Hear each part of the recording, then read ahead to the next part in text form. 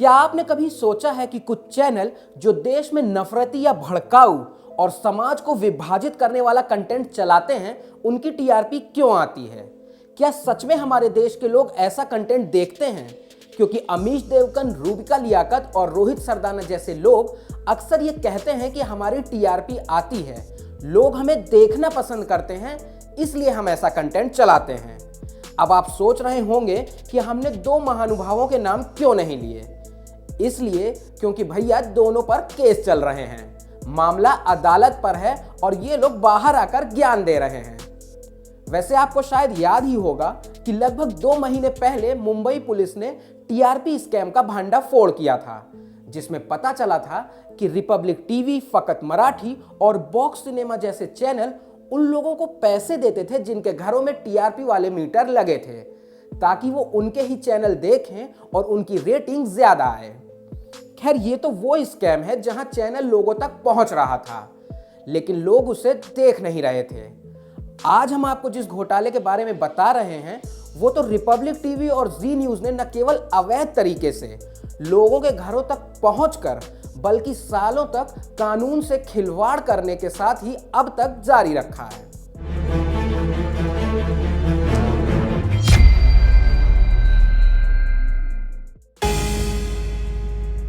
दरअसल 2017 में Republic TV DD free dish यानी दूरदर्शन की डीटीएच सेवा पर टेलीकास्ट करने के लिए उपलब्ध हो गया। इसके साथ ही 31 अन्य टीवी चैनल भी आए थे।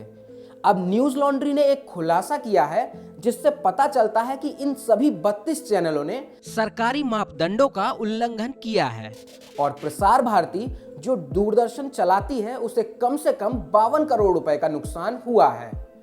लेकिन बात यहां सिर्फ पैसे की नहीं है। चलिए आपको बताते हैं कि आखिर इन्होंने किया क्या है। इन सभी 32 चैनलों ने सार्वजनिक रूप से डीटीएच प्लेटफॉर्म का फायदा उठाने के लिए अवैध रूप से न सिर्फ उसको एक्सेस किया, बल्कि उन पर अपना ट्रांसमिशन भी चालू रखा। ऐसा इन लोगों ने इसलिए किया क्योंकि डीटीएच देने वाली एक प्राइवेट कंपनी डिश टीवी इनकी मदद कर रही थी। जी हाँ, वही डिश टीवी जिसके शाहरुख खान ब्रांड एम्बेसडर थे। आपको बता दें कि इन 32 चैनल्स में रिपब्लिक टीवी, इंग्लिश और जी ग्रुप के आधा दर्जन से ज्यादा चैनल्स हैं। अगर आप डीटीएच, डिश टीवी और फ्री डिश में कंफ्यूज हो रहे हैं, तो हम आपको बता दें कि आज पूरे देश में डीटीएच यानी डायरेक्ट टू होम की सर्विस है। मतलब कि एंटीना लगाओ और सैटेलाइट से डायरेक्ट ब्रॉडकास्ट हमारे आपके घरों तक पहुंचता है। अब ये डीटीएच यानी डायरेक्ट टू होम 2 तरह का होता है। एक जो सरकारी दूरदर्शन वाला है, जिसे दूरदर्शन ऑपरेट करता है, और दूसरा है प्राइवेट कंपनियों वाला। सरकारी वाले के लिए आपको कुछ नहीं करना होता है। आपने डिश वाला एंटीना खरीदा, घर लाए, सेट टॉप बॉक्स के साथ लगाया, टीवी ऑटो ट्यून किया और चैनल चालू। जबकि प्राइवेट के लिए आपको एंटीना, सेटअप बॉक्स और उसका जो पैकेज आता है सब्सक्रिप्शन फीस के साथ, उसे लेना पड़ता है। उसके बाद हर महीने या 3 महीने का जैसा प्लान आप अपने मोबाइल के लिए यूज करते हैं, वैसे ही प्रीपेड रिचार्ज कराना पड़ता है। इसके लिए कई बड़ी कंपनियां मार्केट में हैं, जैसे dish TV, Airtel, Tata sky वगैरह वगैरह। तो कुल मिला के आप समझ गए होंगे कि जो सरकारी डीटीएच है दूरदर्शन वाला, और जो प्राइवेट डीटीएच है जो डिश टीवी या ऐसे जो प्राइवेट प्लेयर्स हैं, उनमें बेसिक अंतर क्या है। खैर, वापस आते हैं मुद्दे पे। साल 2017 में जो सरकारी डीटीएच है डायरेक्ट टू होम, ये देश में 2.2 करोड़ ग्राहकों तक पहुंच गया। उसमें ज्यादातर हिंदी भाषी हैं, ग्रामीण क्षेत्रों के लोग। इस डीडी फ्री डिश पर ज्यादातर सरकारी चैनल आते हैं, जैसे दूरदर्शन के कई सारे चैनल। कुछ शैक्षिक चैनल होते हैं जिन्हें भारत सरकार चलाती है, राज्य सरकार चलाती है, और इसके बाद आते हैं कुछ प्राइवेट चैनल, जिसके लिए ये चैनल सरकार को एक फीस देते हैं, ताकि वो एक तय समय सीमा तक इस प्लेटफॉर्म पर बने रहें। उदाहरण के लिए 1 या 2 साल तक। इसके लिए चैनल प्रसारकों को एक स्लॉट के लिए बोली लगानी पड़ती है और भारी भरकम शुल्क देना पड़ता है। स्लॉट को आप आसान भाषा में एक सीट समझ सकते हैं। समझिए सरकार एक हवाई जहाज चलाती है और उसमें हर सीट एक स्लॉट है, और इस स्लॉट में बैठकर चैनल हमारे और आपके घरों तक पहुंचता है। तो उन्हें इस सफर का किराया देना होगा। यही वो फीस है जिसका भुगतान किए बिना ही रिपब्लिक टीवी और जी नेटवर्क के चैनलों ने डीडी फ्री डिश पर दर्शकों की संख्या हासिल की। उन्होंने सरकार की बनाई पूरी प्रणाली को ही धत्ता बता दिया। उन्होंने बिना नीलामी में शामिल हुए, बिना कोई पैसा खर्च किए अपने चैनल डीडी के फ्री डिश पर चलवाए। ऐसा नहीं है कि सरकार को इसकी भनक नहीं लगी। जैसे ही इस गंभीर अनियमितता को केंद्रीय सूचना और प्रसारण मंत्रालय के ध्यान में लाया गया, यहां गणितबाजों के लिए बता दें कि उस समय एम वेंकैया नायडू सूचना और प्रसारण मंत्री थे। खैर, मंत्रालय को शिकायत मिली तो उसने दूरदर्शन को शिकायत फॉरवर्ड कर दी, क्योंकि डीडी फ्री डिश दूरदर्शन के अंदर ही आता है। मंत्रालय ने डिश टीवी को रिपब्लिक टीवी द्वारा डीडी फ्री डिश के अनाधिकृत उपयोग यानी इलीगल यूज के बारे में साफ साफ बताने को कहा। मतलब सरल भाषा में कहें तो पूछा कि भाई आखिर चल क्या रहा है। अब मंत्रालय को दिए अपने जवाब में दूरदर्शन ने रिपब्लिक टीवी और डिश टीवी पर प्रतिस्पर्धा को कम करने और फ्री डिश स्लॉट की नीलामी की उचित प्रक्रिया को हराने का आरोप लगाया और निजी डीटीएच प्लेटफॉर्म के खिलाफ कार्यवाही का आग्रह किया। इसके बाद 31 मई 2017 को दूरदर्शन ने रिपब्लिक टीवी के मैनेजिंग डायरेक्टर अर्नब गोस्वामी और सीईओ विकास खानचंदानी को एक पत्र भेजा। दूरदर्शन के महानिदेशक कार्यालय के एक अनुभाग अधिकारी द्वारा लिखे गए इस पत्र पर मोस्ट इमीडिएट यानी सबसे तत्काल लिखा था। पत्र में क्या लिखा था आप सुनिए जरा। दूरदर्शन द्वारा रिपब्लिक टीवी चैनल को डीडी फ्री डिश प्लेटफॉर्म पर नहीं रखा गया है, लेकिन चैनल ने दावा किया है कि यह डीडी फ्री डिश प्लेटफॉर्म पर उपलब्ध है। ये तथ्यों को गलत ढंग से प्रस्तुत करने का एक फर्जीवाड़ा है। पत्र में उल्लेख किया गया था कि डीडी को शिकायत मिली है कि चैनल मुफ्त डिश पर अवैध रूप से उपलब्ध था। इसमें रिपब्लिक टीवी के एक ट्वीट को भी संलग्न किया गया था और गोस्वामी और खानचंदानी को यह बताने के लिए कहा गया था कि कैसे उन्होंने फर्जी दावा किया है कि वो फ्री डिश पर उपलब्ध है, और पूछा था कि रिपब्लिक टीवी के खिलाफ कार्रवाई क्यों नहीं की जानी चाहिए। शायद आप में से बहुत लोगों को पता नहीं होगा कि अर्नब गोस्वामी ने अपना अंग्रेजी समाचार चैनल शुरू करने के लिए नवंबर 2016 में टाइम्स नाउ के प्रधान संपादक के रूप में अपना पद छोड़ दिया था। रिपब्लिक टीवी जो अक्सर सरकार के समर्थन की खबरें चलाता है या यूं कहें कि सरकारी भोपों की तरह काम करता है, 6 मई 2017 को प्रसारित होना शुरू हुआ था। 5 मई को यानी रिपब्लिक टीवी लाइव होने से ठीक एक दिन पहले इसने डीटीएच प्लेटफॉर्म की एक सूची को ट्वीट किया था जो इस पर उपलब्ध है। ट्वीट को जल्द ही हटा दिया गया था, लेकिन इसके तत्कालीन कर्मचारियों द्वारा किए गए इस तरह के ट्वीट ऑनलाइन रहे। ट्वीट्स में कहा गया था कि चैनल का प्रसारण वीडियोकॉन, एयरटेल, टाटा स्काई के डीटीएच प्लेटफॉर्म्स पर और महत्वपूर्ण रूप से डिश टीवी और डीडी फ्री डिश पर होगा। अब आप समझ गए होंगे कि कैसे रिपब्लिक टीवी ने सरकार के स्वामित्व वाली डीटीएच सेवा पर अपना दावा किया, जबकि उसने आवंटन प्रक्रिया में भाग ही नहीं लिया था। 2011 में शुरू की गई निःशुल्क डिश सेवा पर एक स्लॉट खरीदने के लिए सरकारी दिशा निर्देश काफी सरल हैं। प्रसार भारती अपने डीटीएच प्लेटफॉर्म में शामिल होने के इच्छुक निजी चैनलों से ई नीलामी की घोषणा करता है। बोली लगाने के लिए अलग अलग स्लॉट हैं। इसमें हिंदी मनोरंजन चैनल सबसे महंगे हैं, इसके बाद हिंदी फिल्म चैनल, उसके बाद हिंदी और भोजपुरी के संगीत चैनल, फिर खेल चैनल और सबसे आखिरी में आते हैं हिंदी, अंग्रेजी और पंजाबी के समाचार चैनल। आपको बता दें कि 54 स्लॉट नीलामी के लिए हैं और वो सस्ते नहीं आते हैं। इसका अंदाजा आप इस साल फरवरी में आयोजित ई नीलामी की बोली से लगा सकते हैं। इस नीलामी में समाचार चैनलों द्वारा 13 फ्री डिश स्लॉट औसतन 10.85 करोड़ रुपए प्रति स्लॉट के हिसाब से खरीदे गए थे। हालांकि न्यूज चैनल के एक स्लॉट के लिए जो बेस प्राइस रखा गया था वो 7 करोड़ रुपए का था, लेकिन जो बोली लगी वो उच्चतम बोली 12.25 करोड़ रुपए तक पहुंच गई थी। लेकिन इस प्रणाली को चलाने और करोड़ों के भुगतान से बचने का एक तरीका है।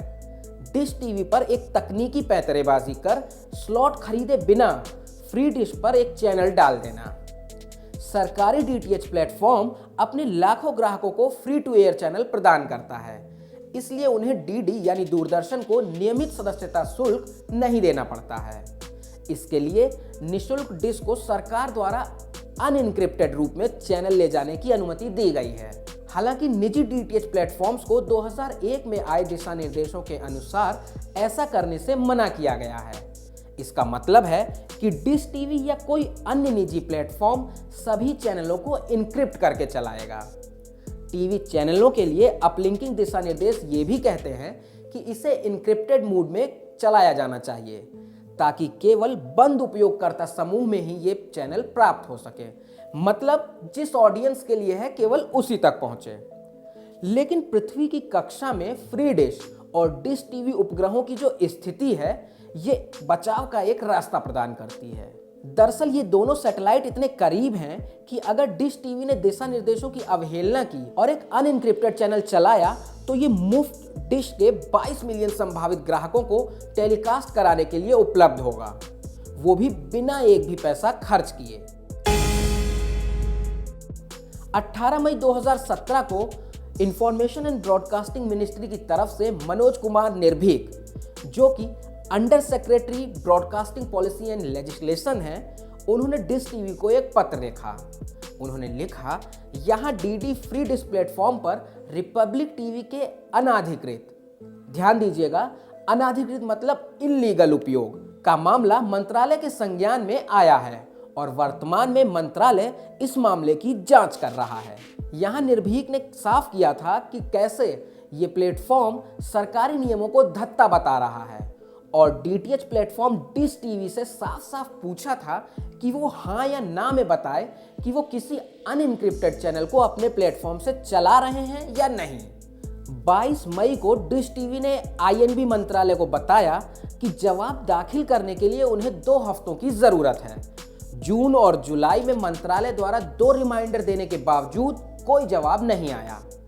न्यूज लॉन्ड्री, जिन्होंने ये स्टोरी की है, जब उन्होंने डिश टीवी के एक प्रवक्ता से बात की तो उसने बताया कि अपने डीटीएच से उन्होंने किसी भी चैनल को अनइनक्रिप्टेड रूप में अपलिंक नहीं कराया और मंत्रालय को नवंबर 2017 में इस बात की सूचना दी गई थी। हालांकि इसी समय दूरदर्शन और मंत्रालय की हुई बातचीत कुछ और ही दिखाती है। 2017 में दूरदर्शन ने ये महसूस किया कि रिपब्लिक टीवी जब अपने दर्शकों को ये बता रहा है कि ये चैनल मुफ्त डिश पर उपलब्ध है, तो वो तथ्यों को गलत ढंग से पेश नहीं कर रहा है, बल्कि वो ऐसा कर रहा है, वो भी अवैध रूप से।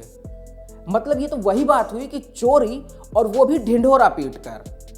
20 जून को आईएनबी के अतिरिक्त सचिव के पत्र में दूरदर्शन के तत्कालीन महानिदेशक सुप्रिया साहू ने स्वीकार किया कि रिपब्लिक टीवी फ्री डिश पर 31 अन्य चैनलों के साथ है। साहू ने मंत्रालय को बताया कि निःशुल्क डिश पर 81 चैनल ऐसे हैं जिन्हें दूरदर्शन द्वारा नहीं लगाया गया है।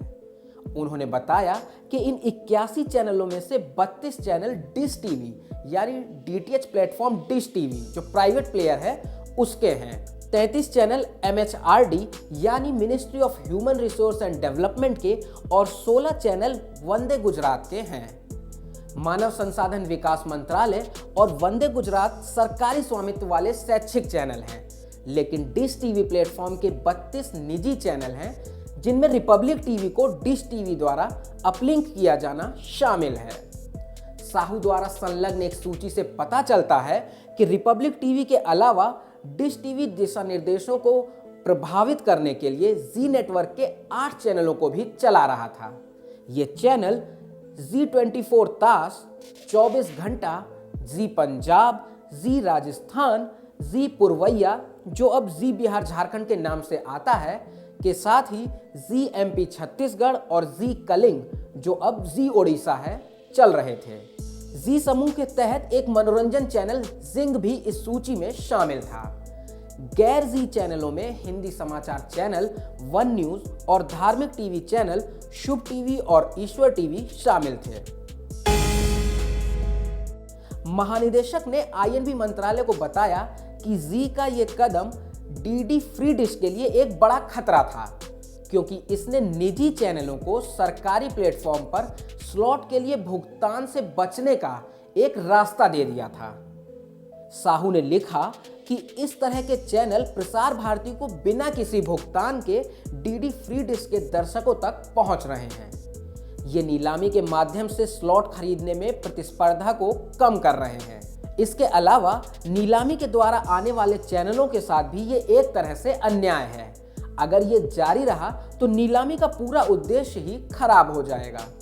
मार्च 2017 में प्रसार भारती ने डीडी फ्री डिश पर न्यूज चैनल स्लॉट के लिए आरक्षित मूल्य 6.5 करोड़ रुपए निर्धारित किया था। अगर हम रिपब्लिक टीवी सहित सिर्फ 8 समाचार चैनलों की गिनती करें जो अवैध रूप से डिश टीवी के माध्यम से फ्री डिश पर उपलब्ध कराए गए थे, तो प्रसार भारती को कम से कम 52 करोड़ रुपए का घाटा हुआ है। अपने पत्र में साहू ने निष्कर्ष निकाला कि डीडी फ्री डिश की सुरक्षा के लिए मैं आपसे डीटीएच प्लेटफॉर्म, ध्यान दीजिएगा यहाँ डीटीएच प्लेटफॉर्म डिश टीवी की बात हो रही है, उसके खिलाफ उचित कार्यवाही करने का अनुरोध करता हूं, जो एन्क्रिप्शन के बिना चैनल अपलिंक कर रहे हैं। इस बारे में पूछे जाने पर डिश टीवी के प्रवक्ता ने बताया कि दूरदर्शन द्वारा 28 नवंबर 2019 और 31 अक्टूबर 2019 को वैध अनुमति के तहत चैनलों को अब कू बैंड पे अपलिंक किया जा रहा है और अपलिंकिंग नीति के अनुसार ही ऐसा हो रहा है। आधिकारिक तौर पर मूल शिकायत में सूचीबद्ध ना तो रिपब्लिक टीवी और ना ही जी समूह के कोई चैनल अभी डीडी फ्री डिश पर हैं, लेकिन डीटीएच प्लेटफॉर्म का शोषण जारी है। इस साल की शुरुआत में एक्सचेंज फॉर मीडिया ने बताया था कि भारतीय दूरसंचार नियामक प्राधिकरण यानी ट्राई और प्रसार भारती ने आईएनबी मंत्रालय को पत्र लिखकर बिना नाम लिए इसी तरह के नियम उल्लंघन का एक आरोप लगाया था। प्रसार भारती के सीईओ ने लिखा था कि कुछ निजी चैनल हैं जो डीडी फ्री डिश पर नहीं हैं, गैर कानूनी रूप से दर्शकों को अवैध रूप से उपलब्ध हैं। ट्राई ने अपने पत्र में कहा था कि इससे सरकारी खजाने को राजस्व हानि हो सकती है और अन्य प्रतिस्पर्धी टेलीविजन चैनलों पर भी इसका विपरीत असर पड़ सकता है। आपको याद दिला दें कि 2019 में रिपब्लिक नेटवर्क ने सरकार समर्थक हिंदी समाचार चैनल रिपब्लिक भारत लॉन्च किया। चैनल ने उस वर्ष नीलामी में भाग लिया था और उसे डीडी फ्री डिश पर एक स्लॉट आवंटित किया गया था। नेटवर्क ने न्यूज लॉन्ड्री की इस पड़ताल पर किसी भी तरह की टिप्पणी करने से इनकार कर दिया है। एक टीवी चैनल के लिए 2.2 करोड़ भारतीय ग्राहकों तक पहुंच प्राप्त करना कोई मजाक नहीं है। 12 से 30 वर्ष के आयु वर्ग में भारत में टीवी दर्शकों की संख्या का 54% हिस्सा ग्रामीण क्षेत्रों से आता है, जबकि समाचार को कुल टीवी दर्शकों की संख्या का लगभग 8% ही मिलता है। ये विज्ञापन राजस्व के इम्बैलेंस को दर्शाता है। बार्क यानी ब्रॉडकास्ट ऑडियंस रिसर्च काउंसिल के टीवी रेटिंग को मापने वाले 44,000 मीटर में से 38% मीटर ग्रामीण क्षेत्रों में ही स्थित हैं। ऐसे में ये टीआरपी पर भी एक बड़ा संकट डालते हैं। इन दर्शकों तक पहुंचने के लिए जी समूह और रिपब्लिक टीवी ने नीलामी और आवंटन प्रणाली को दरकिनार कर भारत सरकार द्वारा तैयार किए गए डीटीएच मापदंडों और अपलिंकिंग दिशा निर्देशों की अवहेलना की है। डीटीएच दिशा निर्देश कहते हैं कि लाइसेंस शर्तों का उल्लंघन न केवल कंपनी के लाइसेंस को रद्द कर सकता है, बल्कि 50 करोड़ रुपए तक का जुर्माना भी लग सकता है। जो चैनल अपलिंकिंग दिशा निर्देशों के उल्लंघन के मामले में पकड़े जाएंगे, उनको सैटेलाइट न्यूज गैदरिंग टेक्नोलॉजी का इस्तेमाल करने से मना कर दिया जाएगा। न्यूज लॉन्ड्री ने आईएनबी मंत्रालय, प्रसार भारती, दूरदर्शन और जी नेटवर्क से इन उल्लंघनों और किसी भी कार्यवाही के बारे में सवाल पूछे। ये इन्वेस्टिगेटिव स्टोरी न्यूज लॉन्ड्री ने की है। उनकी वेबसाइट पर ये स्टोरी इंग्लिश में उपलब्ध है। डिस्क्रिप्शन में उसका लिंक है, आप चाहें तो वहां जाके इसे पढ़ सकते हैं। तथ्यों के साथ आप इसे वहां वेरीफाई भी कर सकते हैं। अगर आपको ये वीडियो अच्छा लगा तो प्लीज लाइक, शेयर और सब्सक्राइब जरूर करें। Subscribe to our channel by clicking the subscribe button. Click the bell button and enjoy the latest uploads from our channel.